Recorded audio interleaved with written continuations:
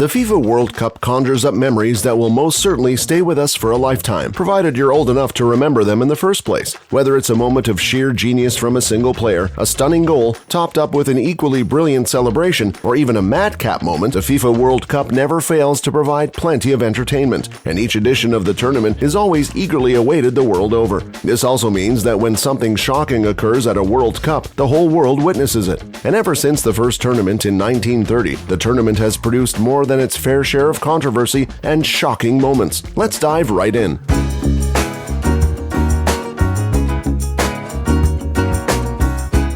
In one of the most disastrous refereeing performances in World Cup history, English referee Graham Poll dished out 3 yellow cards to Croatia's Josip Šimunić in the final group match against Australia during the 2006 World Cup. Šimunić received his first card in the 61st minute, which in a normal day could have been a direct red card. In the 61st, he received a second caution and everyone expected a red card. It never came, and Šimunić bizarrely continued playing. After the full-time whistle, Graham Poll came back to his senses and issued Šimunić his third yellow card and finally a red card, which wasn't necessary at that point. You might be wondering what happened to Poll. Well, he faced the axe, joining the list of referees who were sent home from the World Cup and hasn't refereed in the tournament since.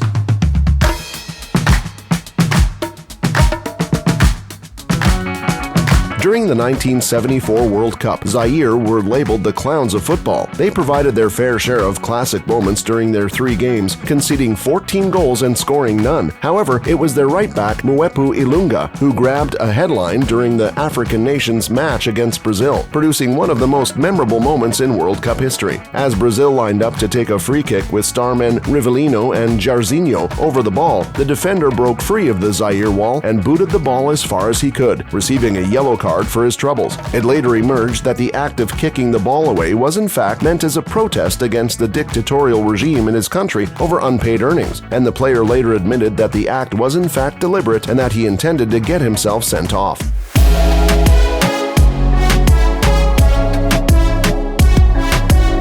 Let's take a walk back to the 2010 World Cup in South Africa. Uruguay faced a red-hot Ghana in the quarterfinal with a semifinal berth up for grabs. The two teams couldn't be separated after normal time, with the scoreline remained 1-1, forcing the match into extra time. In the last minute of extra time, Suarez cleared Dominic Adia's header that was clearly going into the net away from the line with his hands, denying Ghana the victory as he got red-carded. Asamoah Gyan missed the resulting penalty, and Africa's hopes of featuring in the World Cup semis for the first time went up in smoke. Suarez, standing by the tunnel, erupted in celebration after the penalty miss. It remains one of the most indelible images of South Africa 2010. The Uruguayan international still remains the hate object of an entire continent. Africa will most likely never forgive the striker, and he will remain public enemy number 1.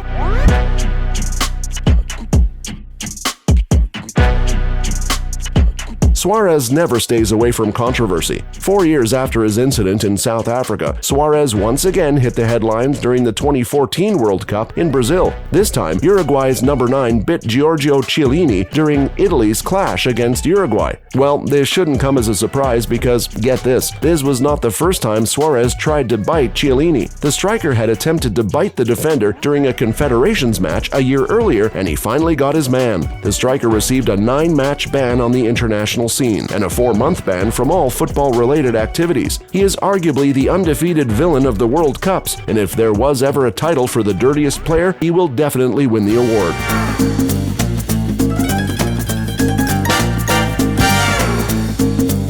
Did you know that the World Cup trophy has been stolen twice? In yet another bizarre moment in the competition's history, the World Cup was once stolen during an exhibition in London, just months to the 1966 finals. A mongrel dog named Pickles found the trophy, wrapped and hidden under a flower bed, with one of the suspects later arrested and sentenced to 2 years in jail. What could have happened were it not for Pickles? I guess we would never find out. We mentioned the trophy was stolen twice, and we've only touched on the first incident. Do you want to know about the second time this precious prize was stolen? Check out our previous video on history of the World Cup.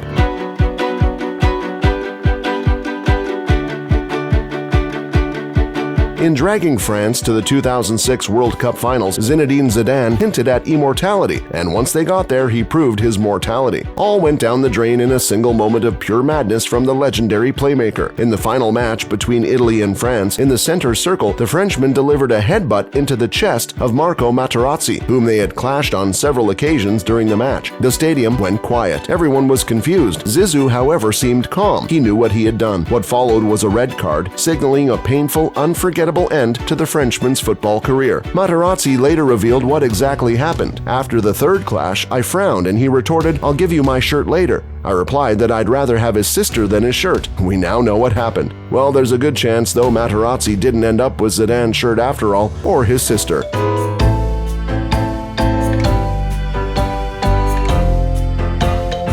Very few World Cup moments can be mentioned in the same breath as Maradona's Hand of God goal for Argentina against England in the quarterfinals of the 1986 finals. It's the most infamous goal in World Cup history. In what was Maradona's greatest performance with the national team, the diminutive attacker opened the scores for the South American nation in the first half in controversial circumstances, punching an aerial ball past England goalkeeper Peter Shilton. It was and still is the most astonishing moment in the rivalry between England and Argentina that continues to this day. While his first goal created controversy and divided opinion, there's no denying his second goal of the game encapsulated his brilliance perhaps better than any other he scored in his career. He single-handedly won it for Argentina, or is it better to say he single-handedly broke the English fans' hearts? Despite his shortcomings, there's no denying Argentina's number 10 attained football god status, something that can never be erased. We hope these moments brought back some memories or made you aware of unbelievably mad moments associated with the Football World Cup. If you thought you had seen more bizarre moments in the World Cup, you are wrong. How would you explain a sheik invading the pitch and protesting a goal? Sounds like a scene from a 7th-tier league on a Sunday afternoon, right? Wrong. This happened during the 1982 World Cup during a match between France and Kuwait. Check out part 2 of this video for the most unbelievable list of moments that happened during the FIFA World Cup.